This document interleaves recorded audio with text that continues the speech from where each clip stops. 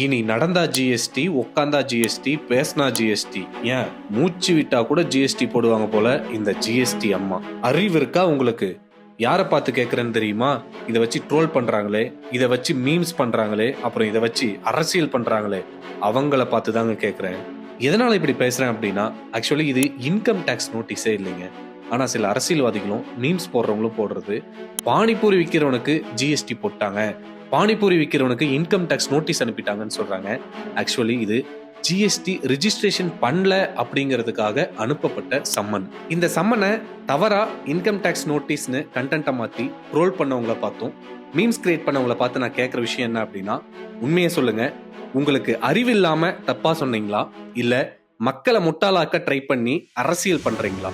ஒரு சப்ளையர் கூட்ஸா இருக்கட்டும், சர்வீசஸா இருக்கட்டும், ஒரு ஃபினான்ஷியல் இயர்ல டர்ன் ஓவர் 20 lakhsக்கு மேல இருந்தா ஜிஎஸ்டி ரிஜிஸ்ட்ரேஷன் கம்பல்சரி. ஆக்சுவலி இந்த சினாரியோல panipuri vendor PhonePe and Razorpay, அதாவது ஆன்லைன் டிரான்சாக்ஷன்ல மட்டும் 1 ஃபினான்ஷியல் இயர்ல, அதாவது ஒரு வருஷத்துல 40 லட்சம் ரூபாய்க்கு மேல டிரான்சாக்ஷன் பண்ணியிருக்கிறாங்க.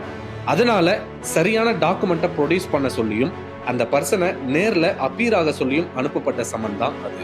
ஜிஎஸ்டி பத்தின ஒரு பேசிக்கான விஷயம், அதாவது பிசினஸ் பண்றவங்க, ஒரு கூட்ஸ் ஆர் சர்வீசஸ் சப்ளை பண்றவங்க இயருக்கு, அதாவது ஒரு ஃபினான்ஷியல் இயர்ல 20 lakhsக்கு மேல டர்ன் ஓவர் பண்றாங்க அப்படின்னா அவங்க கம்பல்சரி ஜிஎஸ்டிக்கு கீழே ரிஜிஸ்ட்ரேஷன் பண்ணிருக்கணும். ஒரு முக்கியமான விஷயம், புதுசா பிசினஸ் ஆரம்பிக்கிறவங்களுக்கு இந்த டவுட் இருக்கும்.